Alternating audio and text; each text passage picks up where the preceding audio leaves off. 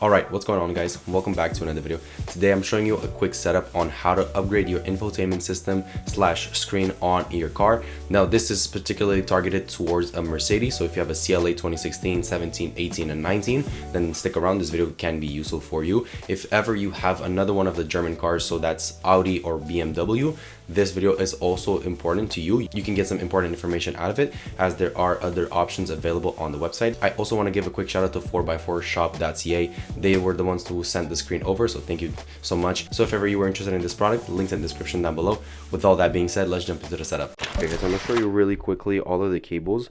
This is the screen, you're looking at it right here. This is the 12.3 inch model. What I have here is some of the stuff. This one's actually relatively simple. I'm going to show you guys really quickly, briefly, all of these things. I know it can seem a little bit daunting.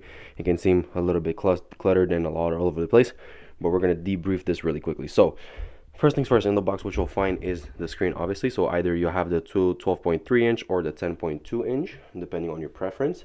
So the newer generation of the screen comes with this, and this right here is a speaker, which you can connect to the screen.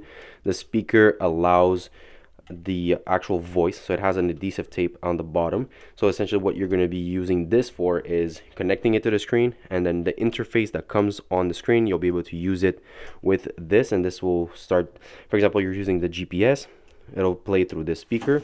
Here you have your 4G antenna band. So as you guys have a quick look here, you'll see it just says 4G on it.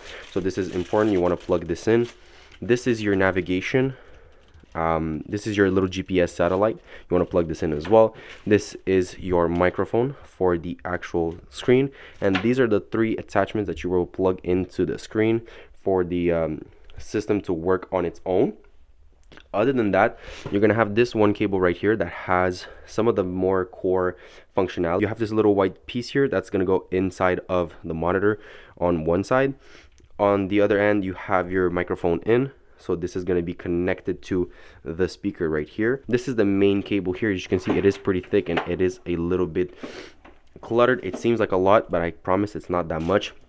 This is your main alimentation, so you'll be using this to plug on this side of the screen or that side. I'm not sure where they are exactly. These are the main cables that you want to plug. So this is going to be going inside of the radio, and this one is going to be going into the other part. I got one of the more basic options, and I want to say thank you to 4x4 shop sales for sending this out. So this is basically all you get in the box. Obviously, if you get the more beefy version, you're going to get more stuff. This is basically it. It looks a little bit cluttered, it looks all over the place, but the setup is relatively easy, and I'll show you in the car. So let's jump right into that. Okay, so I'm going to give you guys a bit of a preview of what my old setup looks like. This is the default screen that comes with this specific car. This is a Mercedes CLA 45 AMG 2016, and this is the default screen that it has. It's not that good, and honestly it doesn't have the best features in the world. It's very simple, it doesn't even have Apple CarPlay. The default operating system on it is very poor. I'm gonna be honest with you, I think this is like the only downside to this car is the fact that this infotainment system is very old and outdated. But I'm gonna give you guys a bit of a preview. If this is what your car looks like, or similarly, obviously mine is a little different. It just has the AMG branding and all that stuff, but it's gonna look the same as any other CLA 2015, 16, 17, 18, maybe even 19. An important thing here, this is my radio, this is my infotainment system. This is the NTG5, and how you'll notice is because it has these silver linings over here, and because of how the screen looks, this will be your pointer, your indication to which system you should buy for. I have the one that's compatible, the NTG5. If yours doesn't look like this and it has like the more bulky buttons and doesn't have this, then you probably have an NTG4, or to the point where if it's even older than this, then you might have an NTG3. So then again, you'd have to do a bit of research. Mine is for the NTG5. I'll show you how to set up everything. All right guys, so mini update on what's going on right now. There was two screws here. I took them out. You're gonna need a specific star screw, so this is the one I used for this specific setup. It's a current update. I've removed this part here. You'll see it down there. That is very easy. You can just kind of like grip it from underneath and just pull it out. If not, you can use one of these like prying tools. That's actually going to be pretty helpful. It's going to give you more of a reach on how to do so. After that, there are two bolts. You'll see there's one right there, and then there's another one right there. You want to take both of those out because those hold this radio in place.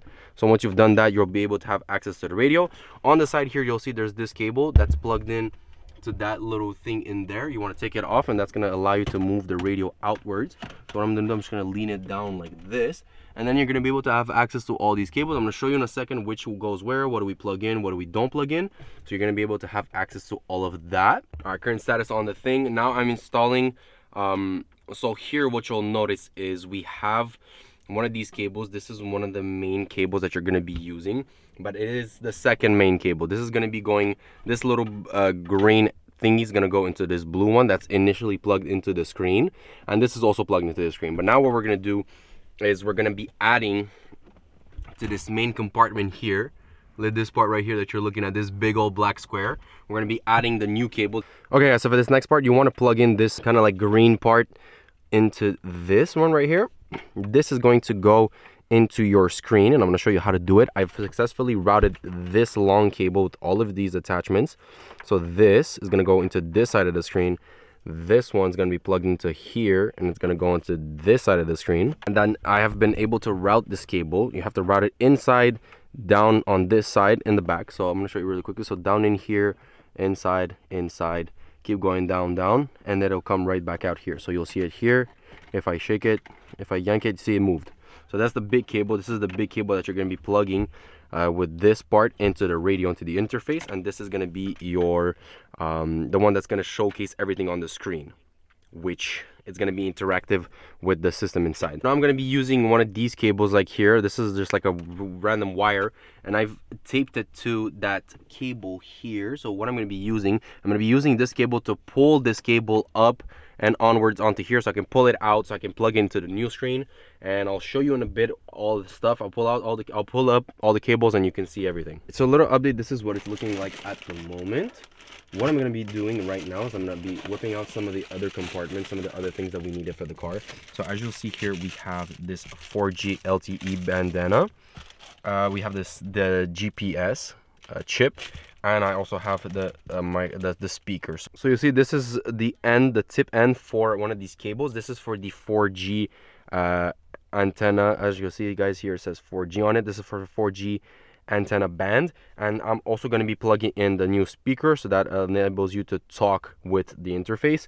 And like I said, I'm going to be also implementing the GPS, so the navigation thing. As you guys can see, these have the similar ones. They're the same on the screen. It is actually marked which one goes where, so you can't confuse it. It's pretty simple, self-explanatory. Same thing, once again, you want to take the cables and kind of like push them in there and then route them in, and then you can kind of go from where you want. If you want to kind of like take the antenna band and pull it out from here and then route it through here and then glue it there, or you can kind of go around and then glue it all the way at the top, or you can kind of just do whatever you want. I'm gonna try and see how I'm gonna set up mine, and I'll show you how I've done so. But so far it's very simple, guys.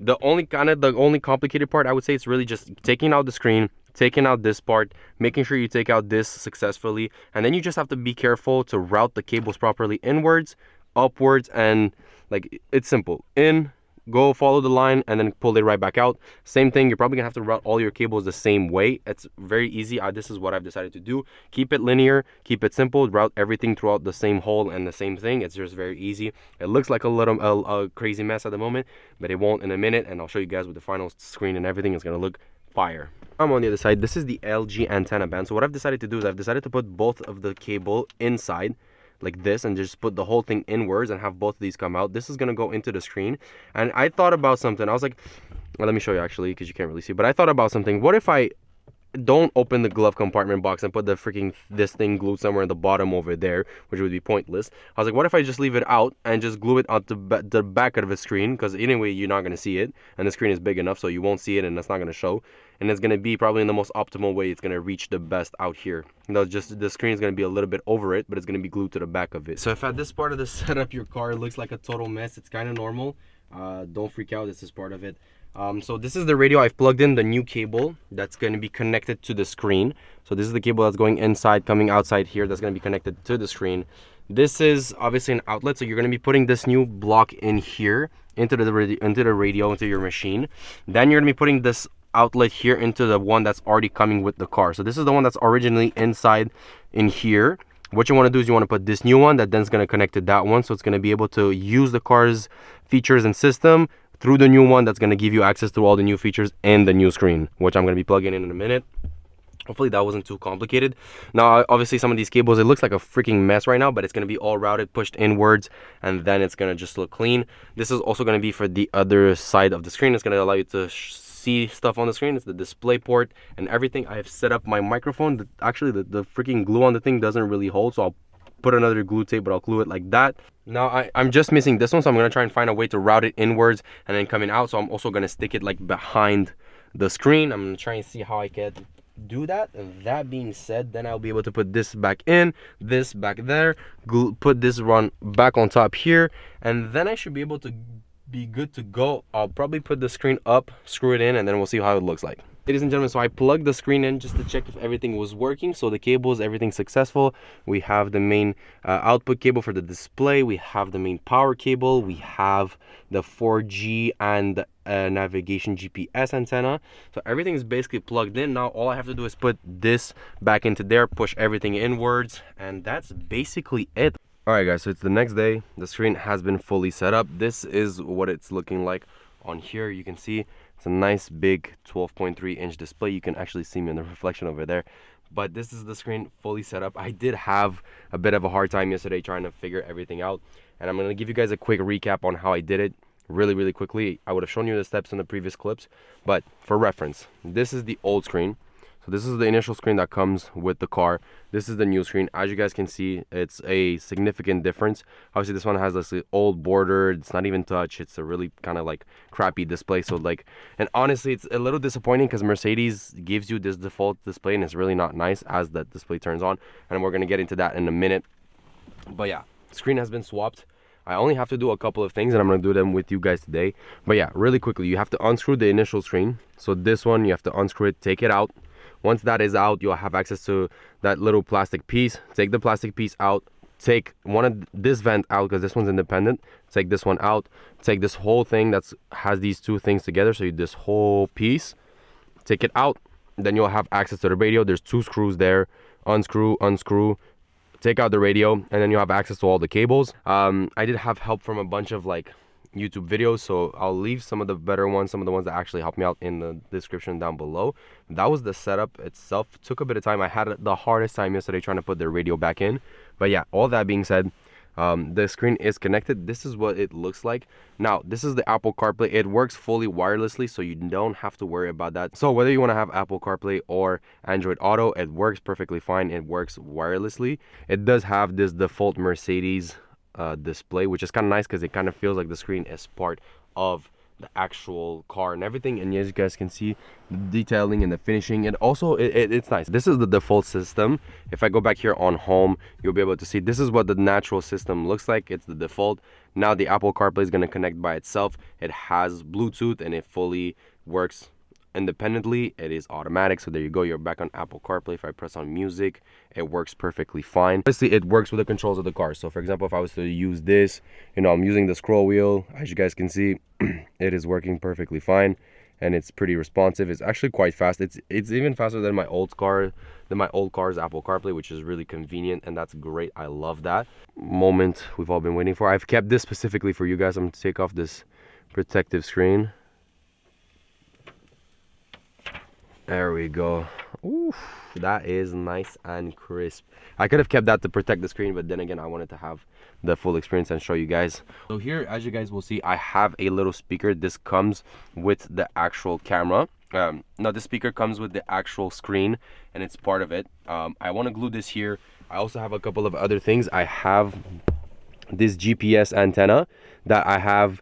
That these pieces come with the 3M tape on the back, but it's not that great and it doesn't stick very well. So what I'm going to do is I went ahead and I got some other stronger 3M tape. So I'm going to glue that to the back of the screen. And on this other side, I also have, if I can show you guys, you guys will see there's an antenna strip. That strip right there is the 4G LTE antenna. So if you are not using Apple CarPlay and you want to use the system's default system, you can, and it works really fine. It's just you will need that 4G antenna. You'll need that GPS as well. So what I'm going to do is I'm going to set up those things. Also, really quickly, I wanted to get into this initial interface. If you guys know a little bit about cars, you will recognize this instantly. This is very similar to the one on the newer Mercedes model. So it does have all of these features. It does have its own operational system. You have this dashboard that's pretty nice. It'll show you, like, you know, the rev and everything. Now, it's not super functional. Now, obviously, this one will not go up when you accelerate. This one might go up, and that's pretty cool. But you can always go back. And obviously it works with the scroll wheel from the car.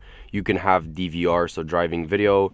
That's if you have the cameras and all of that stuff. So if I tap on that, it's not even going to let me because I don't have the cameras, which is completely normal. That makes a lot of sense. You can have more apps. You can watch videos. So like that's, you know, you can have access to all this stuff. You can watch movies on everything here. So this is really cool. If you aren't stationary and you're not driving or anything, this is really nice. You guys can have access to a lot of stuff. I'm going to back out of this really quickly. If you go back to this part here, you have navigation. This will work if you have the GPS installed, as I showed you earlier. So if you click on navigation, it's going to open Google Maps, and you're going to be able to open. So that's going to be really nice if you want to use it. For example, if you want to click search here and you want to try, it's going to say offline, but you're going to have to connect the GPS, and it will work at some point. So if you guys take a time to set that up, it'll work. It's going to work just fine. You know, you have other options like phone, music, clothes, and everything. And the best part is that if you click here on car, it says display original car info. So if you click on that, it'll show you the old system that the car had. As you can see, super simple, basic. It showed basically no information. And it does have this because now there's a hole in there, so it fills in that little gap, which is kind of cool. It's not really interactive. This will go up, but that thing won't go. And yeah, that's basically it. So if you go back here, you can have access to your old system, and it works perfectly fine. So if ever you were trying to set up some of the settings, you can always go back. You know, for example, you want to go back on vehicle and you want to change some of the, like, the lighting features and all that stuff, or you want to configure all the settings, you can do so. So that's perfectly fine. So as you guys will pay attention here, this is the little GPS antenna. It's glued to the back of the screen with a 3M tape that I just added. And on that other side over here, we have, as I showed you earlier, we have this 4G antenna. It's very slim, but this one stuck on the first time. And over here, down here, I'll show you really quickly that, as you can see, this little piece right here, that's the speaker that's actually a microphone. I'm mistaken, that is a microphone. So that has been fully set up, and there you go. That's the setup of the screen, fully functional. Now I will show you one thing, guys. There's something that I noticed. I was like, in most of the tutorials they will show you how to put the GPS thing, they'll show you how to route it down and open the glove box and put the cable and all the way up, and then have it like somewhere up here glued to like the freaking wind, like the windshield and everything. And then, you know, the 4G antenna, they'll also show you how to route it and put it like down under the glove box and all that stuff. And I thought to myself, I was like, why would I go through all of that trouble and putting them like a little bit all over the place, when in reality I could just glue them in behind the screen? And not only would it look more clean and it'd be more simple, but it'd be also easier for me to do so. I wouldn't have to open the glove box. I wouldn't have to go all the way around and route the cables. And I thought about that, and I think you guys should do too if you were thinking about getting the screen. If you have another car, for example, you have a Mercedes, I know they also have the screen available for Audi, BMW, and there's also other versions. There's available for like Honda and like Hyundai and all of these things. You might have to find other companies that do it. I know the one I got here is from 4x4shop.ca, and I want to give them a huge shout out for sending out the screen. It's great. I'm going to leave some links in the description down below if you guys are interested. But the whole point of this, I wanted to show you guys how this screen can add a lot of value to a car. My car was really nice, but with this new screen, it's just like a different story. It adds so much more value. It's so nice. You know, you get Apple CarPlay. Not only do you get that, you get to have access to like all this information. You know, you can have maps, and you can check messages, and you can do all of these things. And if you have Android Auto, it's the same thing. You guys are probably already familiar with that. It's going to show you it's relatively the same process. It's super simple. But yeah, this has basically been the setup. Hopefully you guys have enjoyed this video. Let me know what you think about this screen. I think it's fantastic. It's really nice. Adds a lot of value. One last look. We're gonna take a look at the old screen, which I'm so happy I got to be able to switch this. This is so much nicer. And yeah, with all that being said, I hope you guys have enjoyed this video and this setup. I know the setup part was not necessarily the best and the most specific. It was a hard moment. It was a hard part for me to record everything and also set up the screen. So I will try to link some other videos that I found very helpful on YouTube, so it can help you during your process. Like I said, this screen specifically, they have a version for the Mercedes, BMW, and Audi. So if you guys are within any of these three cars and you have already one, or you were thinking about getting one, then check it out. If you have any other car, Honda, Hyundai, whatever the case may be, I'll also try to find other brands that have a screen adapted for those specific cars. So fear not, I got all of you guys. That being said, I wish you the best of luck in everything you do. Thank you for tuning in to another video, and I'll catch you guys on the next one. Deuces.